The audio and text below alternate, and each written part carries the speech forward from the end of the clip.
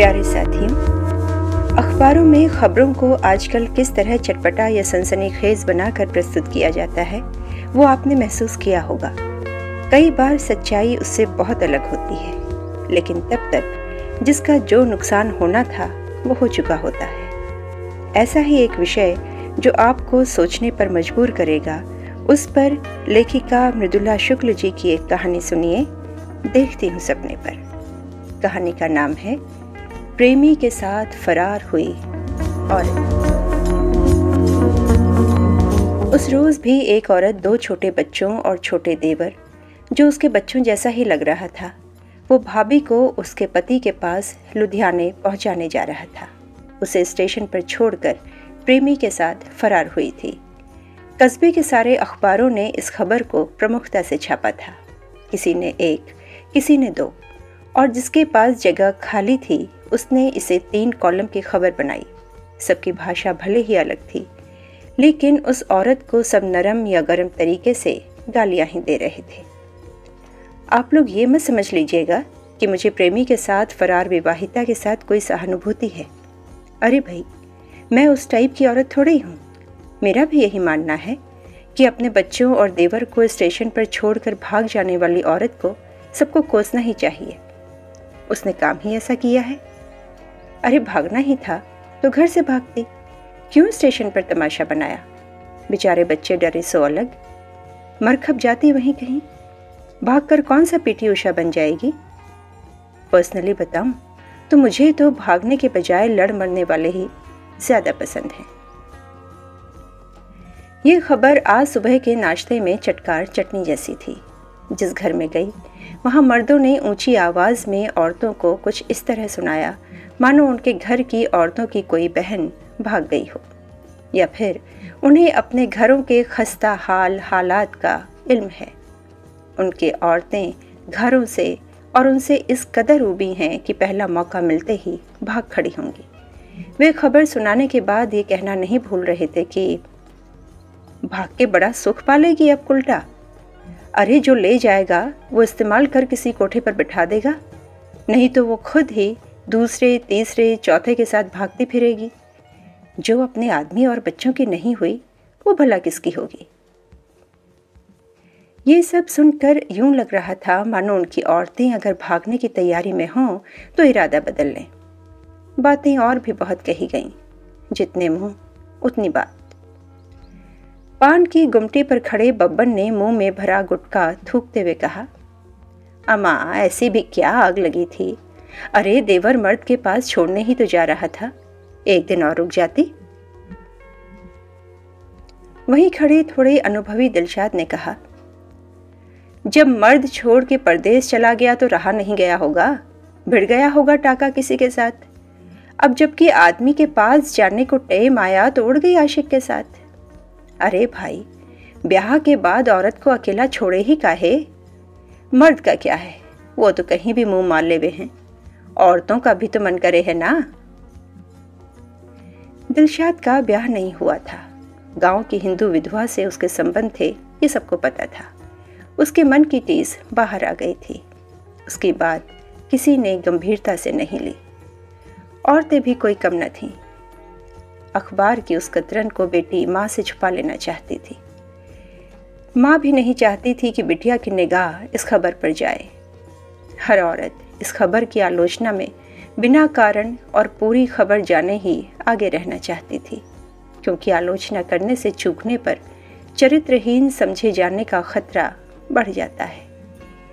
हर किसी की जबान पर एक ही बात थी कि देह की आग नहीं संभली तो औरत भाग गई। उन मूर्खों को ये नहीं पता कि देह के लिए औरत को भागने की क्या जरूरत। हर तीसरा चौथा आदमी औरत को बिना भगाए ही देह सुख दे देगा। वे तो मुंह फैलाए बैठे ही हैं। औरत हाँ तो बोले, एक बार बिस्तर तक पहुंचाने वाले 100 मिल जाएंगे। ऐसी खबर पढ़कर हर बार सोचती हूँ, ये खबर ऐसे भी लिखी जा सकती है। पुरुष प्रेमिका के साथ फरार। मगर शायद इस खबर में नमक कम है या फिर मिर्च। जीभ को मजा नहीं है कुछ इस खबर में। शायद सिर्फ औरत का भागना ही खबर है। मर्द का क्या भागना, क्या घर में रहना। अरे बाबा, भागेगा वही ना जो बंधा होगा। खुलेगा क्या, वो तो पहले ही छुट्टा घूम रहा था। कुल मिलाकर खबर ऐसे बनती है जैसे खूंटा लेकर भाग गई है कोई गाय। जाने क्यों भाग गई वो औरत। 2 छोटे बच्चों का मोह नहीं हुआ। माँ बाप, पति, सास ससुर, किसी के बारे में नहीं सोचा। ये भी नहीं सोचा कि बच्चे कितना बड़ा कलंक लेकर जिएंगे। मगर इनके जवाब तो वही देगी ना जो भाग गई है प्रेमी के साथ। वो तो भाग गई और हम लकीर पीट रहे हैं बस। उसके जाने के बाद बच्चे स्टेशन पर खड़े रो रहे थे। उसका छोटा देवर भी बकवाया सा खड़ा था। उसे समझ नहीं आ रहा था कि वो क्या करे। उसने भी रोना शुरू कर दिया। थोड़ी ही देर में तमाशबीन जुट गए। हर कोई जानना चाहता था कि माजरा क्या है। वह और बच्चे कुछ बताने की हालत में नहीं थे, बस रोए जा रहे थे। लोगों ने रेलवे पुलिस को खबर कर दी, ये बताते हुए कि 3 बच्चे स्टेशन पर छोड़कर एक औरत भाग गई है। बताने वाले के चेहरे पर तिर्यक मुस्कान थी, मगर पुलिस वाले के चेहरे पर उदासीनता। शायद उसके लिए ये रोज की बात होगी। पुलिस वाला गबरू जवान था, जिम शिम करके बॉडी बनाई थी। उसने अपनी टोपी और बेत उठाया और भीड़ के साथ झूमता हुआ सा चल पड़ा। उसकी बॉडी लैंग्वेज में बाहरी वातावरण के लिए अजीब सी उदासीनता थी, मगर अपने देह को वो बार बार देख लिया करता था। भीड़ घटना स्थल पर पहुंची तो तीनों बच्चे अब भी बदहवास से रो रहे थे। 2 बुजुर्ग औरतें बच्चों को चुप कराने की कोशिश कर रही थीं। अचानक उनके साथ के पुरुषों ने चिल्लाकर उन्हें ट्रेन आने की सूचना दी और वे अपने घर वालों की तरफ भाग चली। पुलिस वाले को देखते ही भागी हुई औरत का देवर सहम कर चुप हो गया। उसके साथ ही बच्चे भी चुप हो गए। पुलिस वाले ने इशारे से पूछा, क्या हुआ? जी, मेरी भाभी ट्रेन से चली गई। देवर फिर रुआसा हो गया। उसके रुआसा होते ही दोनों बच्चों ने रोना शुरू कर दिया। चली गई या भाग गई बे? पुलिस वाले ने हड़काया। औरत का देवर चुप रहा। उसके चेहरे के भाव बता रहे थे कि उसे पुलिस वाले की बात ठीक से समझ नहीं आई। किसके साथ भागी? जी, मालूम नहीं, देवर ने हकलाते हुए कहा। तुम घर वालों को पता सब होता है किसके साथ भागी, मगर तुम लोग बताओगे नहीं। कहाँ जा रहे थे तुम? जी, फिरोजाबाद। वहां कौन है? जी, भाई रहता है। क्या करता है? चूड़ी के कारखाने में काम करता है जी। क्या करने जा रहे थे? भाभी और बच्चों को छोड़ने जा रहा था। भाई की तबीयत खराब है, डॉक्टर ने टीबी की शिकायत बताई है, तो अम्मा ने कही कि भाभी को छोड़ाओ, रोटी पानी को आराम रहेगा। औरत का देवर एक सांस में कह गया। ओह, तो ये बात है। पुलिस वाले ने सोचने का अभिनय किया।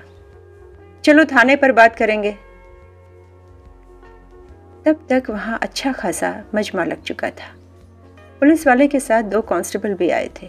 उन्होंने दोनों बैग और एक बोरी में बंधा सामान उठाया और थाने की तरफ चल पड़े। थाने पहुंचकर उन्हें कमरे में बिठाया गया। एक महिला कांस्टेबल आकर बच्चों के पास खड़ी हो गई। बच्चे रुक रुक कर रोए जा रहे थे। स्टेशन की भीड़ थाने तक आई थी। कुछ लोग कमरे के भीतर भी आए। पुलिस उनका चश्मदीद के तौर पर बयान लेना चाहती थी। किसके साथ भागी, कुछ अंदाज लगा सकते हो? पुलिस वाले ने पूछा। लड़के ने नहीं में सिर हिलाया। कोई ऐसा जिसका तुम्हारे घर ज्यादा आना जाना हो? जी, कोई नहीं ऐसा। कोई देवर, कोई जीजा? लड़का नहीं में सिर हिलाए जा रहा था। कौन सी गाड़ी में गई? जी, भोपाल सुपरफास्ट। लड़के ने कहा। मगर वो तो यहां रुकती नहीं? पुलिस वाला चौंका। जी, धीमे होते होते जरा सा रुक गई थी। बगल में खड़े आदमी ने कहा, तुम कहाँ थे उस वक्त? पुलिस उस वक्त भी लड़के से ही मुखातिब थी। हम पानी खरीद रहे थे साहब, लड़के ने कहा। किसी ने उसे जाते देखा क्या? इस बार पुलिस भीड़ से मुखातिब थी। जी सर, हमने देखा, भीड़ से कोई उत्साही बोला। क्या देखा? सर, वो तो मानो पहले से ही भागने को तैयार बैठी थी। जैसे ही भोपाल एक्सप्रेस स्टेशन पर थोड़ी धीमी हुई, वो औरत भागकर ट्रेन पर चढ़ गई। बच्चे चिल्लाते रह गए। वो आदमी एक सांस में कह गया। हुलिया बताओ। पुलिस वाले ने लड़के की तरफ देखते हुए रजिस्टर निकाल लिया। क्या नाम था भागने वाली का? जी, सुनीता। उम्र? 30 बरस। रंग? गोरा। कद हमारे बराबर है, माने लंबी होगी। वजन? कहकर पुलिस वाले ने खुद को करेक्ट किया। मतलब मोटी या पतली? पतली, लड़के ने जवाब दिया। नाक नक्श? अब हम क्या बताएं साहब, ये हमारी भतीजी भाभी पर ही गई है। लड़के ने बगल में खड़ी 9-10 साल की लड़की की तरफ इशारा किया। खूबसूरत रही होगी। कुर्सी पर बैठा गंजा हवलदार बुदबुदाया। तभी तो कोई भगा ले गया 2 बच्चों की माँ को। माँ तो वो कहने भर को थी, औरत जवान और खूबसूरत रही होगी। लड़के को ये सब सुनना अच्छा नहीं लग रहा था। ये उसकी मुख मुद्रा देखकर समझ आ रहा था, लेकिन वो भय और दुख में इस कदर घिरा हुआ था कि किसी भी प्रकार की प्रतिक्रिया देने की स्थिति में नहीं था। लड़के ने गांव के चाचा को फोन कर बता दिया था कि यहाँ पर क्या हुआ है। शहर के पास का ही गांव था। जल्दी ही गांव से उसके माँ बाप और कुछ अन्य परिजन थाने पहुंच गए। उनके साथ भागी हुई औरत के भाई और माँ बाप भी थे। बुजुर्गों को देखते ही दोनों छोटे बच्चे और बड़ा लड़का उनसे लिपट कर रोने लगे। बुजुर्ग भौचक्के से मानो उन्हें कुछ समझ में ना आ रहा हो। वे सब एक साथ ही लड़के से पूछने लगे, सुनीता कहाँ चली गई? कहाँ चली गई सुनीता? लड़का फिर से घबरा गया, मानो उससे ही कोई अपराध हुआ हो। वो दूसरी ट्रेन में चढ़ के चली गई। अब तक पुलिस वाले भी बाहर आ चुके थे। उन्होंने भीड़ को डांटते हुए कहा, क्या मजमा लगा रखा है यहाँ पर? जाओ, नहीं तो तुम्हारी भी ट्रेन छूटेगी। सुनीता के सास ससुर अंदर आए, उनका बयान लिखना है। दोनों बुजुर्ग डरते हुए से अंदर चले गए। आप सुनीता के सास ससुर हैं? पुलिस वाले ने दोबारा कंफर्म किया। जी साहब, कहते हुए दोनों बुजुर्गों ने हाथ जोड़ लिए। सुनीता का किसी से मिलना जुलना था? जी साहब, सब नाते रिश्तेदारों से मिलती थी, सब का ख्याल रखती थी। किसी का ज्यादा ख्याल तो नहीं रखती थी? पुलिस वाले ने झल्लाते हुए आवाज ऊंची की। नहीं सरकार, ऐसा तो कुछ नहीं, बूढ़े ने हाथ जोड़े हुए कहा। किसी का तुम्हारे घर ज्यादा आना जाना हो? नहीं मालिक, बूढ़ा लगभग रुआंसा होते हुए बोला।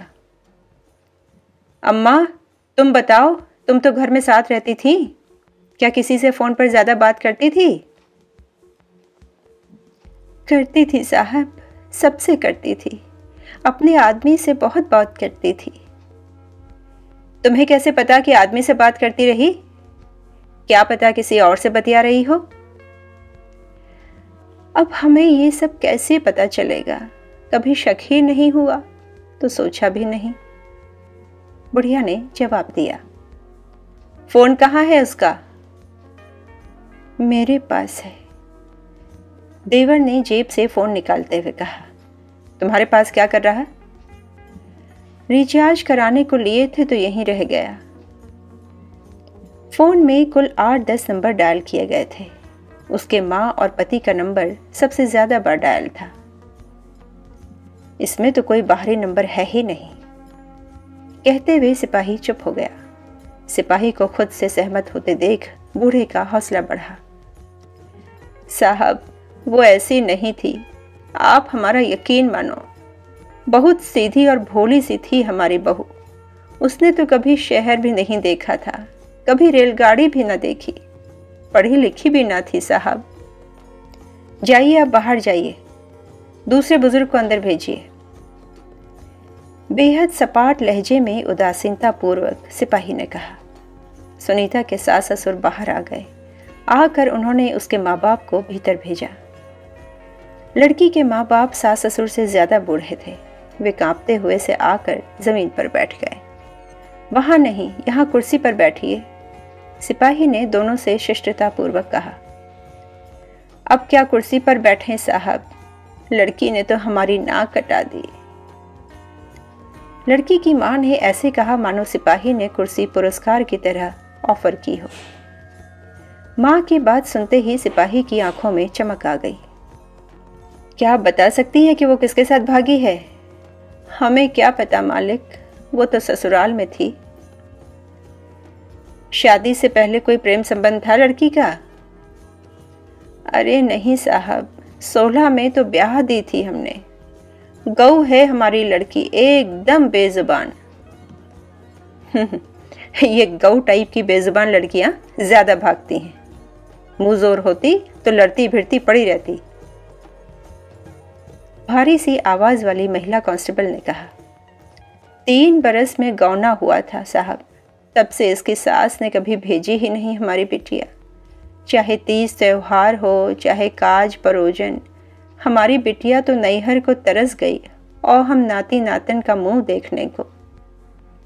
बुढ़िया मौका पाते ही अपना स्कोर सेट करने लगी। क्या ससुराल वाले उसे सताते थे? सिपाही ने पूछा।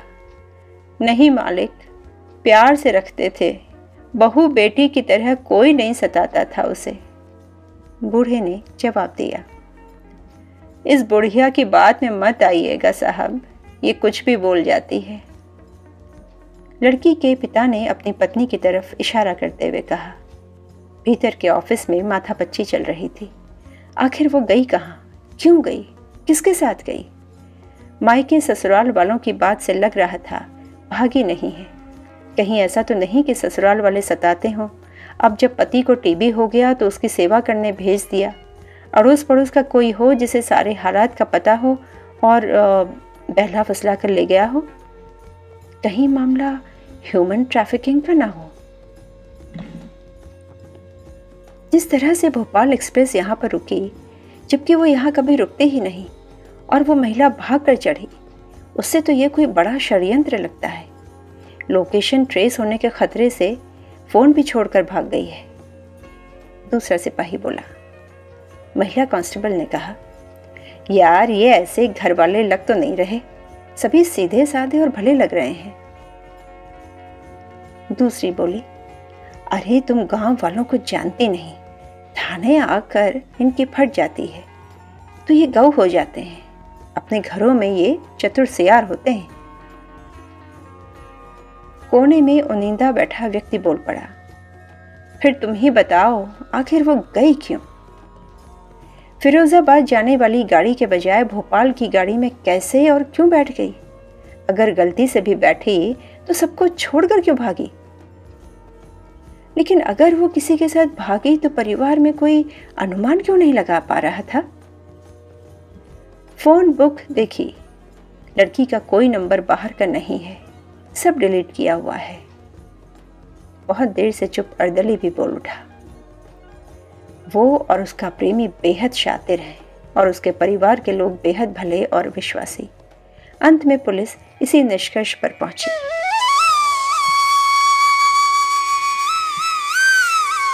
आप सुन रहे हैं मृदुला शुक्ल जी की कहानी प्रेमी के साथ फरार हुई औरत। भोपाल स्टेशन तथा भोपाल एक्सप्रेस पर मौजूद जीआरपी के सिपाहियों को खबर कर दी गई कि झांसी स्टेशन से एक औरत अपने बच्चे और देवर को स्टेशन पर छोड़कर अज्ञात प्रेमी के साथ भाग गई। उस औरत का हुलिया और उसके कपड़े का रंग लिखवा दिया गया था। प्रेमी के बारे में कोई सूचना न होने की खबर भी कर दी गई। घर के लोगों के बयान लेकर उनके दस्तखत ले लिए गए। दोनों बच्चे अपने चाचा से लिपटे बैठे थे। सबके बयान लेकर उनका फ़ोन नंबर नोट करके पुलिस ने उन्हें इस आश्वासन के साथ घर भेज दिया कि कोई खबर मिलते ही उन्हें सूचित किया जाएगा। भोपाल एक्सप्रेस स्टेशन पर लगकर झर्र से खाली भी हो गई। रात के करीब 12 बज गए होंगे। पीठ पर बोरे लादे कुछ लड़के हर सीट के नीचे झांककर प्लास्टिक की बोतलें इकट्ठे कर रहे थे। एसी कोच के अटेंडेंट चादर, तकिया और तौलिए इकट्ठे कर उन्हें गिन गिन कर गट्ठर बना रहे थे।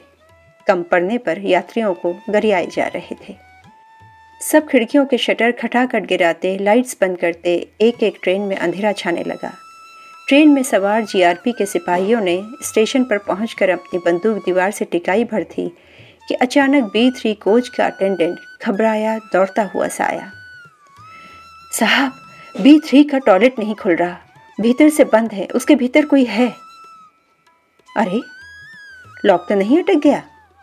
नहीं साहब, लॉक नहीं अटका है, वो भीतर से बंद है। उसके अंदर कोई है। उसके चेहरे पर हवाइयां उड़ रही थी। पहले सिपाही ने अपनी बंदूक उठाई ही थी कि दूसरे ने याद दिलाया कि झांसी स्टेशन से एक औरत के भागने की खबर थी, कहीं उसी का कुछ लफड़ा ना हो। अटेंडेंट के साथ दोनों B3 कोच की तरफ चल पड़े। बहुत मशक्कत के बाद दरवाज़ा टूटा। दरवाजे के टूटते ही वॉश बेसिन के नीचे गठरी बनी भयभीत सी कोई औरत बैठी थी। उसकी आंखें भय से फटी हुई थीं। सिपाहियों ने उसे वहां से बाहर आने को कहा, पर वो वहां से टस से मस नहीं हुई। किसी के अंदर आने के लिए पैर रखते ही चिल्ला पड़ती। थोड़ी देर अनुनय विनय के बाद अटेंडेंट और पुलिस वालों ने उसे खींचकर बाहर निकाला। तब तक महिला पुलिस भी आ चुकी थी। ट्रेन में मिली औरत को जीआरपी थाने ले जाया गया। महिला कांस्टेबल ने उसे पानी पिलाया। शक्ल सूरत से तो झांसी वाली लगे, पुलिस वाले ने कहा, मगर इसका प्रेमी कहाँ गया? थोड़ी देर रुकने के बाद उससे सवाल पर सवाल किए जाने लगे। ज्यादातर सवाल उसके साथी अथवा प्रेमी के बारे में थे। वो मूर्खों की तरह बैठी हुई थी। ऐसा लग रहा था कि जैसे उसे कुछ सुनाई नहीं दे रहा। वो किसी सवाल का जवाब देने की हालत में नहीं थी। रात के 2 बज चुके थे। महिला कांस्टेबल ने उससे पूछा, तुम्हें भूख लगी है क्या? औरत ने नहीं में सिर हिला दिया। ये उसका पुलिस वालों को दिया गया पहला रिस्पांस था। थाने में चाय आई तो उसे भी चाय के लिए पूछा गया। तब तक झांसी से औरत की फ़ोटो मंगवा ली गई थी। इसके साथ ही उसके परिजनों की फ़ोटो भी आ गई। इससे ये तो तय हो गया कि ये वही औरत है, लेकिन इसका प्रेमी किधर गया? इसने शायद उसकी बुरी नीयत को भांप कर खुद को बाथरूम में बंद कर लिया गया होगा, या वो खुद ही इसके पैसे और गहने लेकर इसे छोड़कर भाग गया होगा। इस तरह की तमाम अटकलों से थाने के माहौल में गर्मी आ गई। वो चाय के लिए लगातार मना करती रही। बार बार जोर देने पर उसके मुंह से जो पहला शब्द निकला वो था, नहीं, जहर। पुलिस वालों को इसे डिकोड करते देर नहीं लगी। अजनबी खाने में जहर दे देते हैं, क्या तुम ये कहना चाहती हो, या तुम जहर खुराने की शिकार हुई हो? औरत ने कोई जवाब नहीं दिया, बस मूर्खों की तरह पलकें झपकाती वहां बैठी रही। रात भोर की तरफ बढ़ी। औरत बुरी तरह थकी हुई थी, शायद भूखी भी। वो वहीं दीवार से टिक कर थोड़ी देर के लिए सो गई। झांसी जीआरपी पर खबर कर दी गई कि औरत तो बरामद हो गई है, लेकिन उसका प्रेमी नहीं पकड़ाया गया। वो ट्रेन में छोड़कर उसे फरार हो गया है। औरत को सुबह झांसी भेजे जाने की व्यवस्था की गई।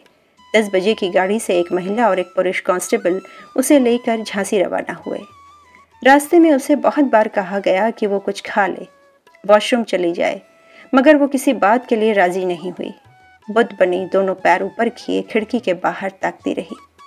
इधर उसके घर वालों को खबर कर दी गई कि तुम्हारी औरत बरामद हो गई है, इसे आकर ले जाओ। उसके ससुर और देवर जीआरपी थाने पहुंच गए, साथ ही अखबार वाले भी। उसका बरामद होना पुलिस के लिए तमगे की तरह था। अखबार वालों को खबर चाहिए थी, और ये बड़ी खबर थी कि औरत बरामद हुई। क्या उसका प्रेमी भी पकड़ा गया? अखबार वाले ने पूछा। नहीं, वो औरत को ट्रेन में छोड़कर फरार हो गया। अखबार वाला औरत का इंतजार करने तक थाने में रुका रहा। वो ट्रेन आ गई जिससे औरत को आना था। उसके एक महिला और एक पुलिस कांस्टेबल के साथ वो नीचे उतरी। खबरनवीस कैमरा ऑन किए बैठा था। उसको देखते ही 4-5 फोटो खींचे।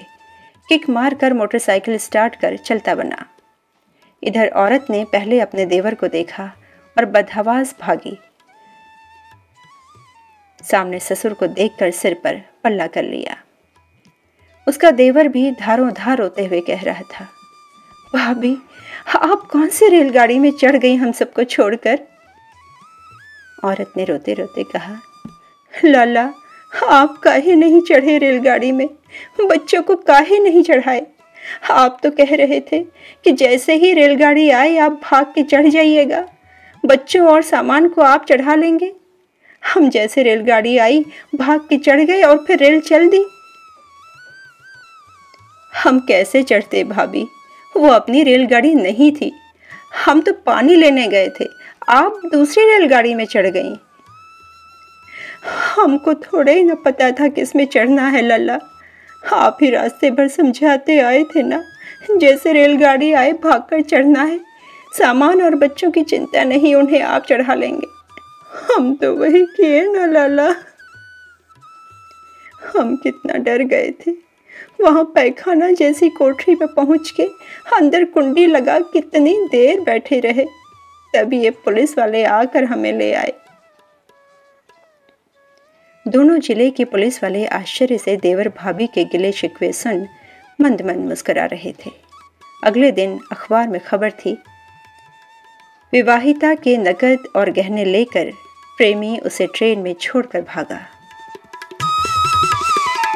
आप सुन रहे थे मृदुला शुक्ल जी की कहानी प्रेमी के साथ फरार हुई औरत।